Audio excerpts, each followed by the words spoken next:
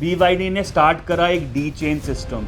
और मैं आपको समझाता हूँ डी चेन सिस्टम होता क्या है। BYD अपने एक सप्लायर को ओ करता है कुछ 10 लाख युआन और उसको पेमेंट के लिए एक वाउचर दे देता है और बोलता है कि मैं 6 महीने में आपको पेमेंट करूंगा। दोस्तों इसका इतना ज्यादा डोमिनो इफेक्ट हो गया है अब कि 2023 में कुछ 15 से ज्यादा BYD सप्लायर्स थे जो कि बैंकरप्ट हो गए। दोस्तों एक और कंसर्न आया about the quality of car in June 2024 जब एक cargo ship carrying 3000 Chinese vehicle caught fire near Alaska. दोस्तों इंडिया में भी काफी डेवेस्टेटिंग इंपैक्ट है BYD का। टाटा मोटर्स जो है उसका ईवी डिवीजन काफी स्ट्रगल कर रहा है।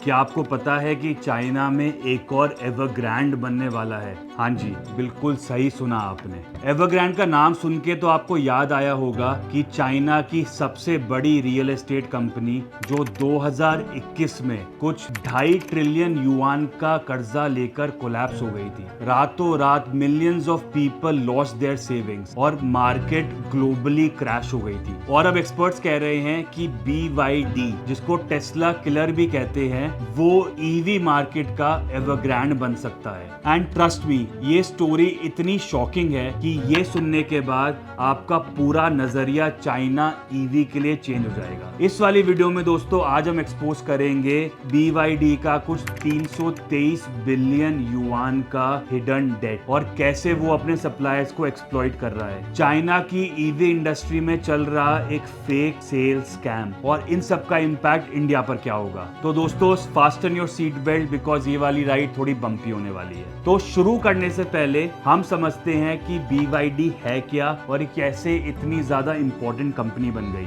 BYD मतलब बिल्ड योर ड्रीम्स 1995 में एक बैटरी मैन्युफैक्चरर के रूप में स्टार्ट हुई थी। दोस्तों 5-6 साल पहले तक तो आपने कभी नहीं नाम सुना होगा चाइना का इलेक्ट्रॉनिक व्हीकल में। जी जिनपिंग जो कि कम्युनिस्ट पार्टी का लीडर है, उनकी स्ट्रैटेजिक इंडस्ट्री में से एक इंडस्ट्री है ईवी इंडस्ट्री और उसमें BYD एक मेन कंपनी, एक फ्लैगशिप कंपनी है। अब मैं आपको इसकी शॉकिंग सेल ग्रोथ बताता हूँ। आप मेरी स्क्रीन पे देख पा रहे होंगे 2018 में इन्होंने बेची कुछ 2.5 लाख गाड़ियां, 2023 में कुछ 30 लाख से ज्यादा गाड़ियां। मतलब इसने टेस्ला को बीट कर दिया जिसने एक साल में जो 18 लाख गाड़ियां बेचता है। 2024 में कुछ 42 लाख गाड़ियां बेची BYD ने और वही टेस्ला की अराउंड कुछ 20 लाख गाड़ियां हैं। रेवेन्यू देखा जाए तो $70 बिलियन से ज्यादा का रेवेन्यू सिर्फ 2023 में। और अगर हम इसको देखते हैं इन टर्म्स ऑफ कि BYD का ग्लोबल डोमिनेंस क्या है, तो यूरोप में second largest EV brand after Tesla is BYD। Norway में कुछ 32% मार्केट शेयर है BYD का और यहाँ तक जर्मनी एंड यूके में एग्रेसिवली एक्सपैंड कर रहा है आपका BYD। दोस्तों इंडिया में भी काफी डेवेस्टेटिंग इंपैक्ट है BYD का। टाटा मोटर्स जो है उसका ईवी डिवीजन काफी स्ट्रगल कर रहा है। नेक्सॉन का जो ईवी सेल्स है वो काफी फ्लैट है। महिंद्रा का इलेक्ट्रिक जाने का जो प्रोग्राम है वो काफी डिलेड चल रहा है। मारुति सुजुकी काफी कॉशियसली ईवी में इन्वेस्ट कर रहे हैं और यहाँ तक कि Hyundai ने तो अपनी ईवी का प्लान ही पोस्टपोन कर दिया था कुछ टाइम पहले तक। दोस्तों BYD का काफी सिंपल स्ट्रैटेजी है कि प्रीमियम सेगमेंट में अंडरकट करो और वॉल्यूम में डोमिनेट करो। एक एग्जांपल देता हूं, BYD Atto 3 एक प्रीमियम सेगमेंट कार है जिसका लॉन्च प्राइस है कुछ 34 लाख रुपए। उधर ही टेस्ला मॉडल 3 है जो सेम सेगमेंट में है पर उसका प्राइस है कुछ 55 लाख से ज्यादा का। तो बहुत सिंपल स्ट्रैटेजी रखी हुई है BYD ने कि वो अंडरकट करे प्राइसेस में और वॉल्यूम में डोमिनेट करे। और अगर हम इसका मैन्युफैक्चरिंग फुटप्रिंट देखें इंडिया में, तो तमिलनाडु में इन्होंने अभी अपना असेंबली प्लांट सेटअप करा है। मेक इन इंडिया के नाम पे सिर्फ और सिर्फ इंडिया में ये गाड़ियों को असेंबल करते हैं। यहाँ तक कि लोकल सप्लायर्स जो हैं इंडिया में उनको भी पार्ट्स हैं चाइनीज सप्लाई करते हैं। दोस्तों रियल थ्रेट यहाँ आता है कि इंडियन कंपनीज को सालों लग जाएंगे R&D में और उधर ही BYD अपना रेडी प्रोडक्ट डंप कर रहा है इंडियन मार्केट में। मतलब इसको ऐसे देखो कि it is not a fair competition, it is predatory pricing backed by Chinese government. अब दोस्तों 2023 पे आते हैं जब जनवरी में एक प्राइस वॉर स्टार्ट हुआ दो मेजर ब्रांड्स के बीच में। टेस्ला ने ये प्लान करा कि अगर वो अपने प्राइसेस कट कर दे तो वो चाइनीज मार्केट को कैप्चर कर लेगा। तो उनके दो मॉडल है, मॉडल 3 और मॉडल Y, जिसमें उन्हें 20% तक अपने प्राइसेस कट करे। दोस्तों इस प्राइस वॉर का ड्यूरेशन कुछ 900 दिन से ज्यादा से चल रहा है। कुछ 200 से ज्यादा कार मॉडल्स इसमें इन्वॉल्व हैं। प्राइसेस प्राइसेस जो एवरेज है वो कुछ 9.5% पर व्हीकल से गिर गए हैं। कुछ BYD मॉडल्स पे तो कुछ 30 से 34% का डिस्काउंट है। मैं आपको कुछ रियल एग्जांपल्स देता हूं। दोस्तों BYD सील पर कुछ 36% का डिस्काउंट दे रहा है इस समय BYD डॉल्फिन पर कुछ 35% का डिस्काउंट है और BYD हान पर कुछ 30% का डिस्काउंट है। इंडस्ट्री एक्सपर्ट है ग्रेट वॉल मोटर्स का रिएक्शन आया था इतने डिस्काउंट देखने के बाद जो प्राइस वॉर चल रहा है, और उन्होंने बोला कि कोई भी इंडस्ट्रियल प्रोडक्ट इतना प्राइस कट करके आपको क्वालिटी कैसे मेंटेन कर सकता है और कैसे गारंटी दे सकता है। आप इसको ऐसे इमेजिन करो कि आईफोन 15 प्रो मैक्स है, उसका प्राइस कुछ 1.5 लाख रुपए से कम करके 75,000 रुपए कर दे, तो आप भी तो ये सोचोगे कि मतलब कुछ तो गड़बड़ है, या तो क्वालिटी में कॉम्प्रोमाइज हुआ है या तो किसी और चीज में। दोस्तों मई 2024 तक BYD को कोई भी ओपनली क्रिटिसाइज नहीं करता था। उसका रीजन बताता हूं क्यों, क्योंकि ये एक गवर्नमेंट बैक्ड कंपनी है। इसको ऐसे समझो कि चाइनीज कम्युनिस्ट पार्टी का सबसे फेवरेट बेटा है BYD। में कोई भी अपना पॉलिटिकल ट्रबल नहीं चाहता था, पर 2024 में ग्रेट वॉल मोटर के चेयरमैन वी ने अपना साइलेंस तोड़ा और मैं आपको एग्जैक्ट कोटेशन बताता हूं उनकी, उन्होंने क्या बोला। सो वी ने कोट करा कि pure EVs are deeply unprofitable, capital has already left after taking profit, everyone is selling at a loss just to survive, there is already an Evergrande in auto industry, it just hasn't exploded yet. Though उन्होंने openly नाम नहीं लिया BYD का, पर सबको पता है कि वो किसके बारे में बात कर रहे थे। इसके बाद काफी और इंडस्ट्रीज अपराइजिंग हुई। चेरी के CEO आपके ली शुफू ने भी सेम बात करी, और यहाँ तक कि गीली which is also one of the top 10 car manufacturers in China, उनके VP ने भी सेम बात बोली कि ये सुसाइडल कंपटीशन है। अब दोस्तों आते हैं सबसे इंपॉर्टेंट और शॉकिंग बात पे, which is the hidden debt of BYD। पर उससे पहले हम समझते हैं कि एवरग्रैंड क्या था। दोस्तों एवरग्रैंड की टोटल लाइबिलिटी थी कुछ 2.4 ट्रिलियन युआन, मतलब कुछ 330 बिलियन डॉलर, और इनका डेट टू एसेट रेशियो था कुछ 127% का। मतलब आप इसको ऐसे समझो कि फिनलैंड या पोर्टुगल की पूरी GDP भी कम थी ये डेट रीपे करने के लिए। अब मैं आपको बताता हूं एग्जैक्ट BYD के official number. Debt to asset ratio है कुछ 74% का। इंडस्ट्री रैंकिंग में it is third among the top 8 Chinese auto makers, और कंपनी क्लेम करती है कि उनकी फाइनेंशियल हेल्थ काफी इंप्रूव हो रही है और रिस्क काफी कम है। पर दोस्तों एक हांगकांग की रिसर्च फाइंडिंग है, GMT रिसर्च ने करी, और जो उन्होंने बताया उसके बाद वो काफी ज्यादा शॉकिंग था। BYD क्लेम करता है कि जो उनका नेट डेट है that is around 28 billion yuan, पर GMT की रिसर्च बताती है कि वो है कुछ 323 बिलियन युआन का।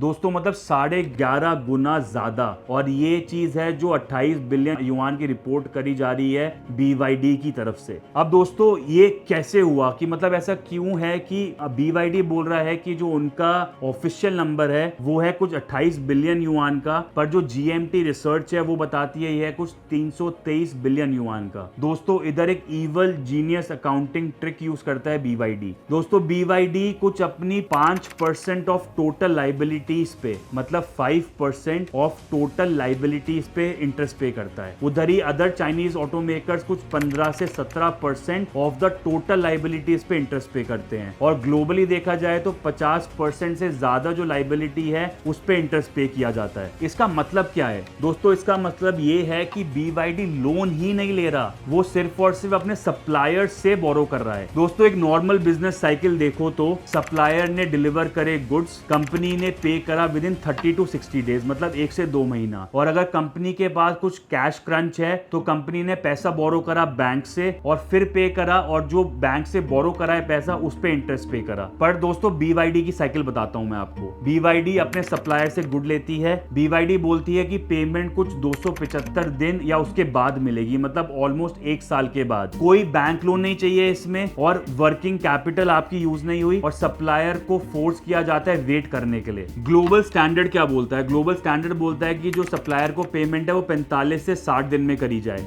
टेस्ला जिसको बोलते हैं वो स्ट्रेच करता है, वो पेमेंट करता है कुछ 3 महीने में। चाइनीज ऑटो मेकर्स का एवरेज है कुछ 120 से 180 दिन, पर उधर ही BYD लेता है कुछ 275 दिन। दोस्तों अब इसको मैं आपको एक एग्जांपल से समझाता हूं। इमेजिन करो कि आप एक BYD BYD सप्लायर हो और आपने 1 करोड़ रुपए के कंपोनेंट्स दिए हैं BYD को, नॉर्मल कंपनीज आपको पेमेंट कर देगी कुछ 2 महीने में, BYD पे कर रही है आपको 9 महीने में, पर आप इसमें कुछ उनको बोल भी नहीं सकते बिकॉज आपका सबसे बड़ा कस्टमर ही BYD है। BYD ने स्टार्ट करा एक डी चेन सिस्टम। आओ मैं आपको समझाता हूँ डी चेन सिस्टम होता क्या है। BYD अपने एक सप्लायर को ओ करता है कुछ 10 लाख युआन और उसको पेमेंट के लिए एक वाउचर दे देता है और बोलता है कि मैं 6 महीने में आपको पेमेंट करूंगा। तो वो वाउचर जो है वो गारंटी है कि पेमेंट 6 महीने बाद आएगी। अब इसके बाद जो सप्लायर है उसको पैसों की जरूरत है बहुत ज्यादा, तो वो क्या करता है अपने दूसरे सप्लायर के पास जाता है, दोस्त के पास, और बोलता है कि ये 10 लाख युआन का वाउचर है जो मुझे BYD पे करेगा 6 महीने बाद, तुम मुझसे ये आज खरीद लो 9.5 लाख युआन पे। 9.5 लाख युआन पे वो खरीदा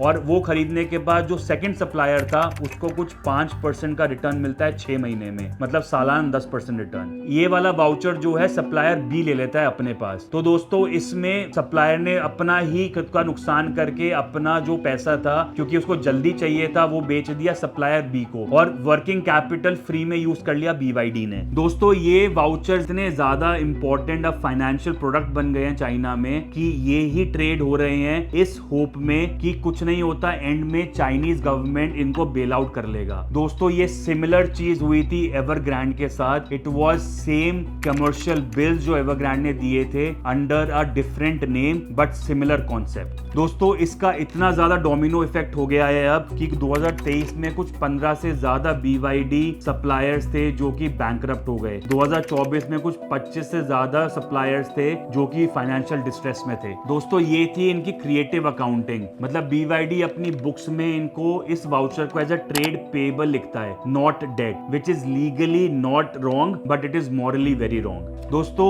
अब मैं आपको बताता हूँ एक और स्कैम के बारे में जो है कि फेक सेल स्कैम जो कि चल रहा है आपका चाइना में। उससे पहले मैं आपको मार्केट रियलिटी बताता हूँ। दोस्तों मार्केट रियलिटी में चाइना का डोमेस्टिक EV मार्केट सैचुरेटेड है, लोगों के पास सेविंग्स वाइप आउट हो गई थी रियल एस्टेट क्राइसिस के बाद, इसलिए डिमांड बहुत ज्यादा कम है, अनएम्प्लॉयमेंट रेट काफी हाई है, ऐसे डिस्पोजेबल इनकम काफी कम है और consumer confidence at a all time low है। इसके चलते हुए BYD ने एक अपना डीलर प्रेशर सिस्टम बनाया। मैं आपको समझाता हूं कि वो क्या है। दोस्तों BYD जो कंपनी है वो अपना सामान अपने डीलर्स के थ्रू बिकवाती है, तो अब ये बिकवाने के लिए BYD क्या करती है, BYD एक अनरियलिस्टिक टारगेट रखती है अपने डीलर्स के लिए। 2024 क्वार्टर 1 में ये टारगेट कुछ 30% से ज्यादा बढ़ गया था। अब इस टारगेट के अंडर BYD अपनी जो गाड़ियां हैं वो सप्लाई करती है इन डीलर्स को और इन डीलर्स को फोर्सफुली खरीदवाती है, अपनी साइड से बेच देती है ये वाली गाड़ियां और इनको देती है टारगेट कि आपको इतनी गाड़ियां बेचनी है। पर जैसे मैंने आपको मार्केट रियलिटी बताई तो इतनी ज्यादा डिमांड है ही नहीं चाइनीज मार्केट में।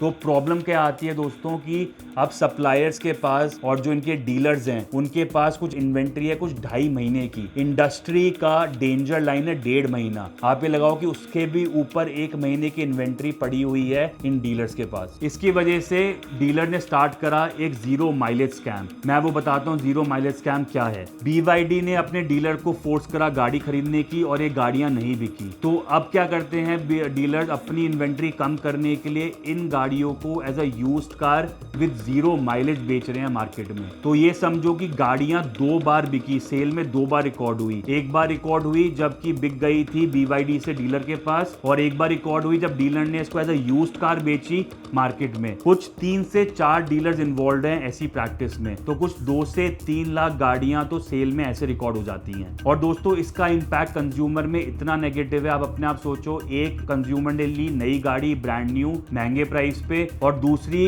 गाड़ी सेम गाड़ी ब्रांड न्यू डीलर बेच रहा है as a used car at zero mileage. इसकी वजह से consumer confidence at an all time low है। दोस्तों ग्लोबली ऑल्सो BYD को काफी ज्यादा इंपैक्ट हो रहा है जिसकी वजह से उनकी सेल्स काफी ज्यादा डाउन है। इंपैक्ट हो रहा है यूएस में बिकॉज ट्रंप एडमिनिस्ट्रेशन ने कंप्लीट बैन कर दिया ऑन चाइनाज EV। इंडिया में काफी मिक्स सिग्नल है बिकॉज हमने अपना प्रोडक्शन लिंक्ड इंसेंटिव स्कीम लगाई हुई है और हम ट्राई कर रहे हैं कि लोकल मैन्युफैक्चरिंग इंडस्ट्रीज जो हमारी हैं वो ही गाड़ियां मैन्युफैक्चर करें। साउथ ईस्ट एशिया में भी थाईलैंड बीट और इंडोनेशिया सब लोग अपने लोकल कंपोनेंट रिक्वायरमेंट आगे रख रहे हैं ताकि गाड़ियां जो हैं उधर ही बने। सिमिलरली वियतनाम के साथ ऑलरेडी पॉलिटिकल टेंशन चल रही है चाइना की। जापान एंड साउथ कोरिया में ऑलरेडी देश टोयोटा एंड हुंडई जिनके पास गवर्नमेंट बैकिंग है। तो ग्लोबली भी BYD की सेल सेल काफी ज्यादा इंपैक्टेड है और उनका जो ग्लोबल एक्सपेंशन का प्लान था वो काफी ज्यादा इस समय खतरे में है। दोस्तों एक और कंसर्न आया about the quality of car in June 2024 जब एक cargo ship carrying 3000 Chinese vehicle caught fire near Alaska, और ये कहा गया कि जो फायर ओरिजिनेट हुई थी वो ईवी सेक्शन से हुई थी। दोस्तों ये था proper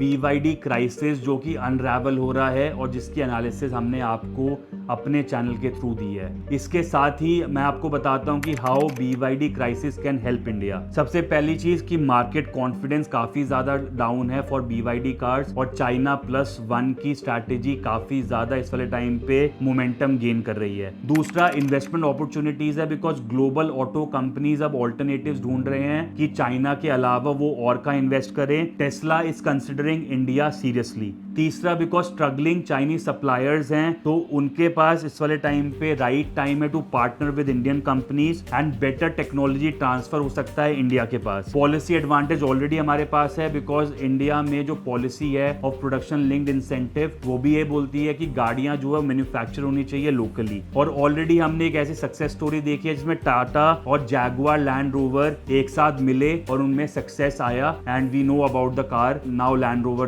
basically makes and it is there in the economy. दोस्तों इंडियन कंपनीज को इस वाले टाइम पे फोकस करना चाहिए क्वालिटी ओवर क्वांटिटी, बिल्ड करना चाहिए very strong after sale network, invest करना चाहिए R&D में ताकि टेक्नोलॉजी इंडिजीनियस रहे और क्रिएट करना चाहिए सस्टेनेबल बिजनेस मॉडल। दोस्तों ये सिर्फ एक BYD की प्रॉब्लम नहीं है, ये एक स्टेट कंट्रोल्ड कैपिटलिज्म का एक क्लासिक एग्जांपल है। BYD मतलब बिल्ड योर ड्रीम अब बन रहा है bury your dream, but this is an opportunity for India where it can actually master. दोस्तों अगर आपको ये वाली analysis and the entire BYD crisis जो कि अनरेवल हो रहा है पसंद आया हो तो लाइक करना मत भूलना इस वाले वीडियो को और अपने बिजनेस माइंडेड फ्रेंड्स तक पहुंचाना मत भूलना। Please don't forget to like subscribe to my channel and wait for such more informative and detailed analysis on such interesting topics. Till then, stay informed and thank you.